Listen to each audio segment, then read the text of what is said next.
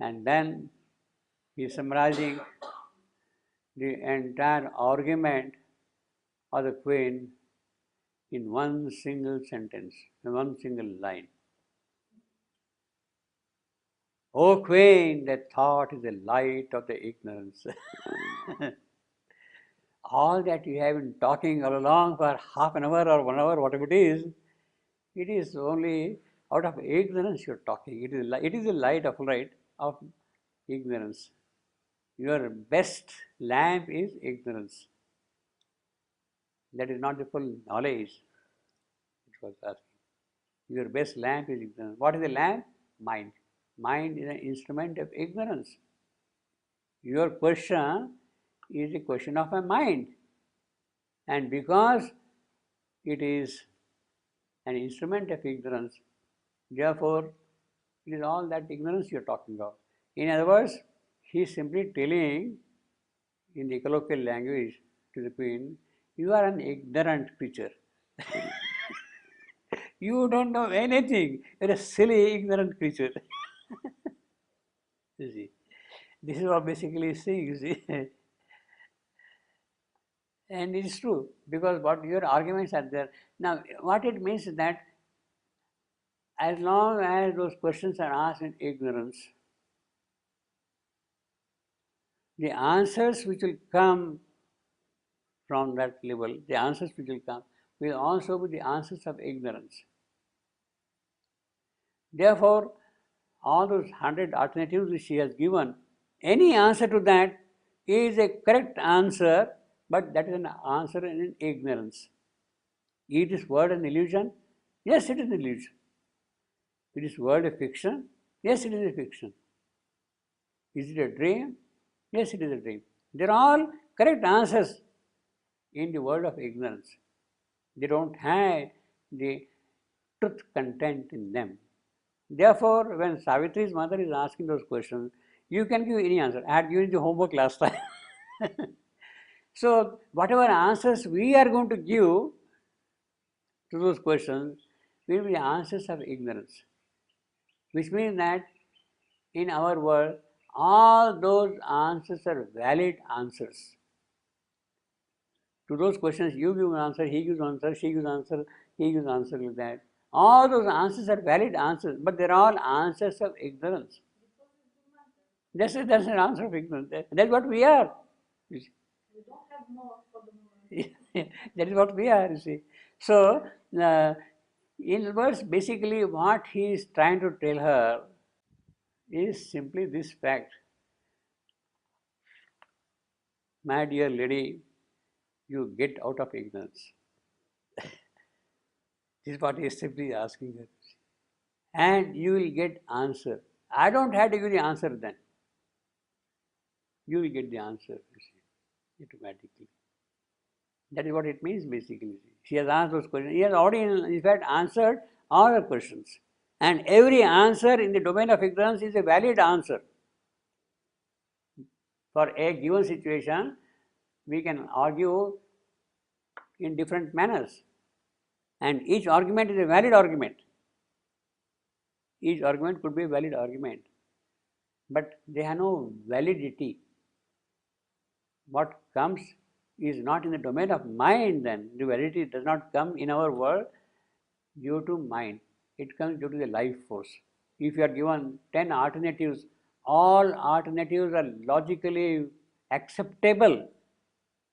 Finally, you have to choose one of them. You choose this, or you choose this, or you choose this, or you choose. On what basis you choose them? Not by reason, because all of them are completely acceptable arguments. You choose by the life instinct. It is the life force which takes you this way, or that way, or that way, or that way. See, something else interesting here. Its brilliant curtain hides from the God's face. It means ignorance's brilliant curtain. Now, this is a lovely oxymoron. You see,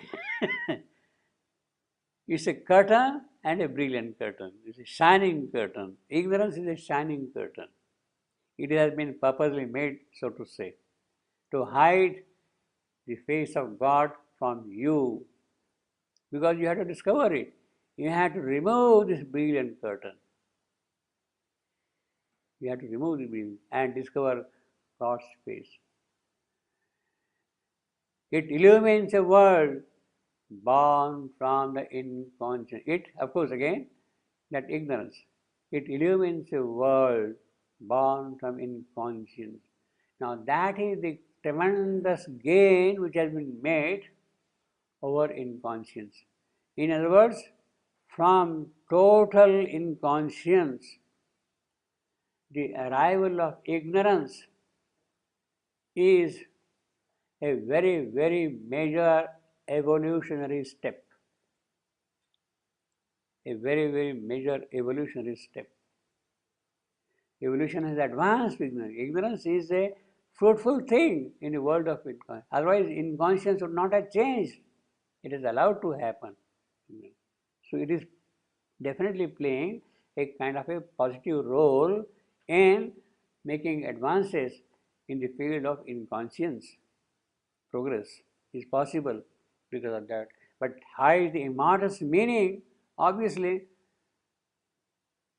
it is ignorance. Therefore, what the immortal's meaning is there, that ignorance will not be in a position to understand. Yes.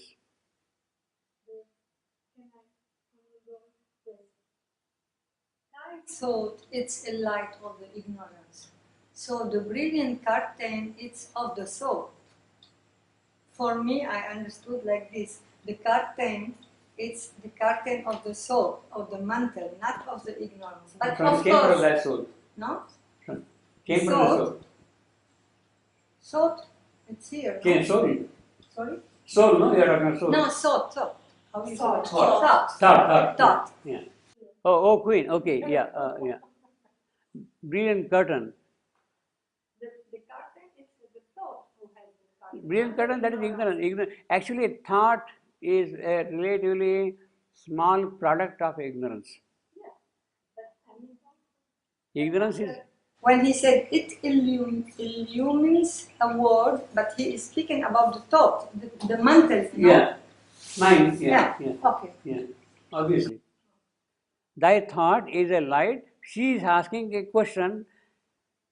Actually, thy thought is a light of the ignorance. This line, no? Basically. What is she doing? She is voicing the earth's question. Through thought, that is how she started. She is voicing the earth's question. Earth's question as seen by the mental being. The stage at which you are, that's the mental being. You have arrived at the stage of the mental manifestation. And it is mind now which is puzzled about all these things. And what is mind? Mind is an instrument of ignorance. Thy thought is the light of the ignorance. It is definitely giving some illumination, but it is a dark illumination. It is a dark illumination.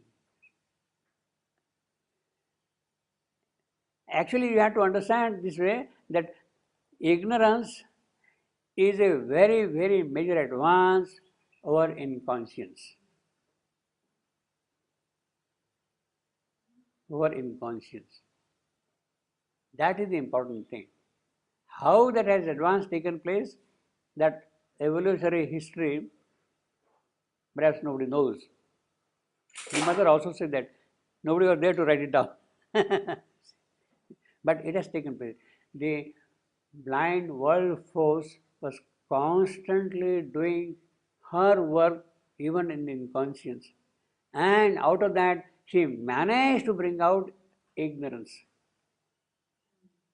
That is, in fact, I would say, perhaps from ignorance to inconscience is a very, very major work than from matter to life, from life to mind,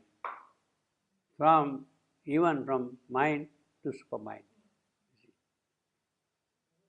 It's a very major work she has done. how many millennia have passed, we have absolutely no idea of that, you see, this creation. But she has been doing it quietly, all the work, you see. But hide the immortal's meaning in the world, thy mind's light. Now he is making it very clear. Thy mind's light, you are a mental being. You see. Hides from thee the eternal thought. What is eternal thought? Eternal mind. What is eternal mind? Which thinks the supermind. The supermind. Your mind is hiding the supermind. How can it know? Thy heart's hopes hide from thee the eternal's will. See, he is now saying everything. Your mind, your heart, your body. Thy mind's light, thy heart's hope, earth's joy is shut from thee, the physical, the immortal's bliss. Because this has happened, mind is shutting down the eternal's light, thought, heart is shutting down the eternal's will, the physical is not capable of holding the immortal's bliss. Because it is incapable of mind, life, matter, etc. Because they are incapable, there is the necessity of the dark force intruding. He has to play a negative role for positive advance. The dark intruding force, he has to make. Thence rose the need of a dark intruding God. The world's a dead teacher, the creator, pain. Why pain? Now he is answering that. Because your mind is shutting down the eternal's thought, your heart is shutting down the eternal's will, your body is shutting down the eternal's bliss. Now, how can that go away? It is only by pain. Pain is a necessary thing here. Now he is going to sing, Narada is going to sing from here onward, the hymn of pain. Basically, it will be a hymn of pain he is going to sing. Why? The glory of, he is going to speak about that, the glory of pain. Because it is pain which has really, as an intruding God, enabled mind to look beyond itself, heart to look beyond itself, body to look beyond itself. Without that pain, it cannot progress further. It cannot get stuck there, you see. So the necessity of pain, he is essentially telling the necessity of pain. Pain is a necessary thing here. Where ignorance is, there suffering too must come. Now this is the aphoristic line.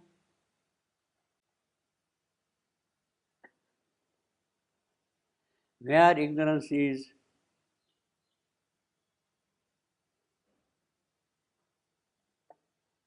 suffering too must come. What it means is that there is no question of suffering in the inconscience.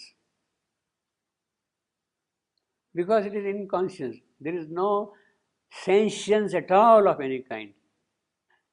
So you don't feel even a pain or suffering or misery or happiness or joy, it is inconscience. It is inconscience. It is not there. So pain is not there. Pain comes later on when the advance is made to this stage of ignorance. So it's a good thing to have ignorance, a good thing to have some pain and grief, and let us cry.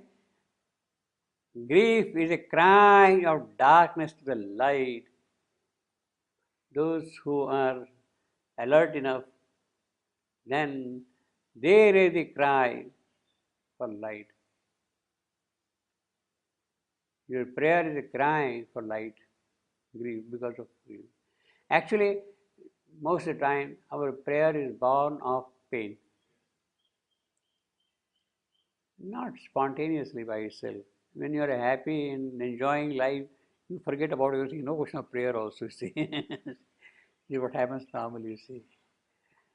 Pain was the first born of the inconscience, which was the body's dumb original base. Body is born of inconscient matter. Now he says pain was the first born. We have seen earlier, she had asked that question, tri-natured life, pain and joy. And then she also said that between pain and joy, the first to come out was pain. You see, first to come out was pain. Pain was the first born of the inconscience, which was the body's dumb original base. Already slept there, pain's subconscious stream, a shadow in a shadowy, tenebrous wound. This is the pity, this is our body's fate. Shadow, shadowy, tenebrous wound, that is our body, it's physical. And pain is a shadow in that, shadowy, tenebrous wound. It is born there. Till life shall move, it waits to wake and be. When life emerges, then that pain also comes out. See on that. Now, this is a wonderful line.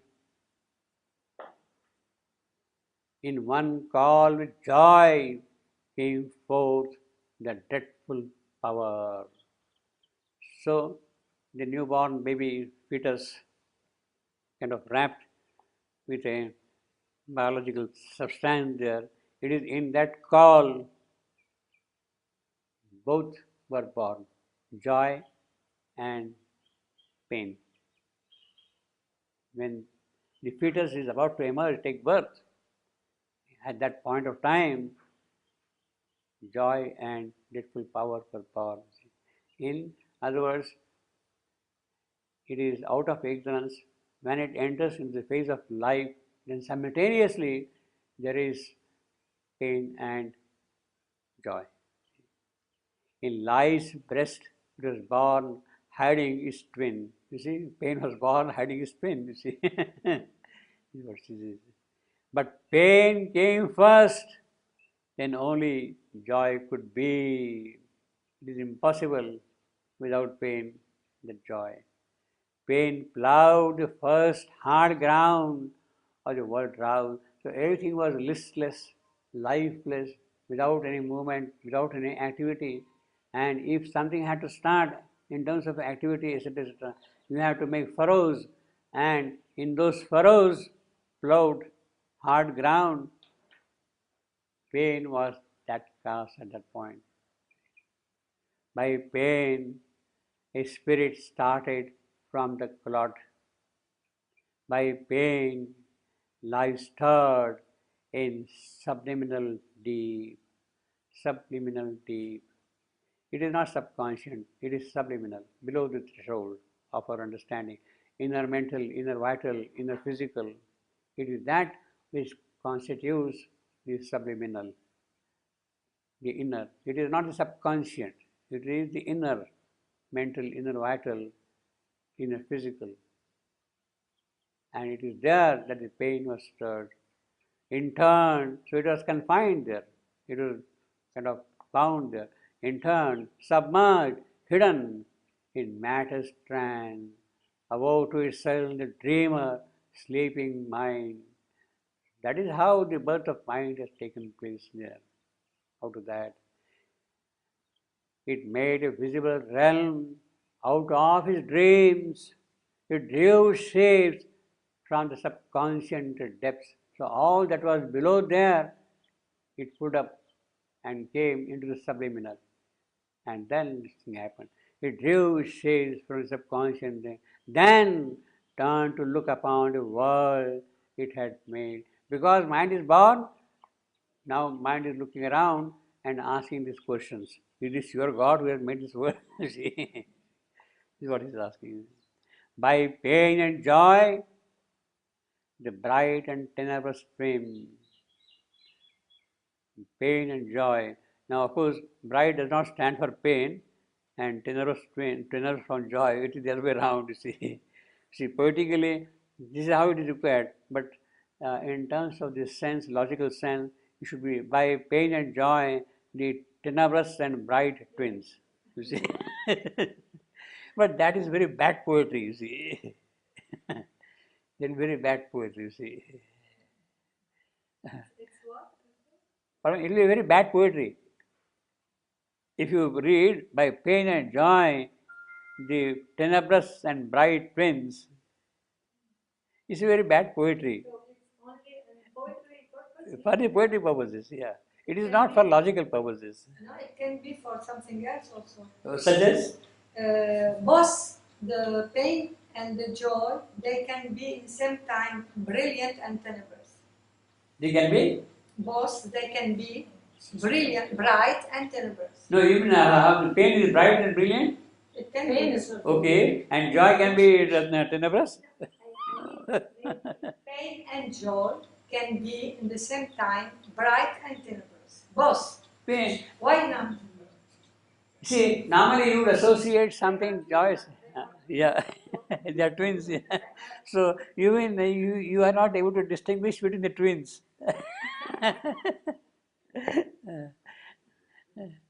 You are not able to distinguish between the yes. There is one Ananda, Raudrananda. First, Raudrananda in the record yoga. Raudrananda transform pain in Ananda, in bliss. You see? So maybe Everybody, that's on a certain level, but not on the mind level, not the conscious level. Not on that level. yeah, but that is a good reference. Yeah. But what Ananda he says? Raudrananda. Raudra. No, but Raudra is forceful, fierce, powerful like that. Raudra is the quality of dynamism. Raudra, which is not static, which is not listless. But there are many references in the record of yoga about pain becoming bliss. That's okay. Yeah, that is possible. That is all right. But Raudra stands for the forceful, fierce. Yeah, yeah, yeah. Rudra, from Rudra. Yeah, yeah. Raudra. I will check. Yeah, I will check the name. yeah. No, but here, I mean, this is from the point of poetry. Pain and joy. If you want to see grammatically, it should be pain and joy, tenebrous and bright. In terms of the French precision of language. But poetry allows that. The inanimate world perceived is sentient soul. Because of pain, obviously things have advanced. We are able to perceive sentient soul. Else had the inconscient never suffered change. That is the great thing which pain has done. That is the merit of pain. Otherwise, inconscience would have remained inconscious, listless, without any activity, without any movement at all. You have to accept, in other words, over inconscience. Pain is a tremendous advance.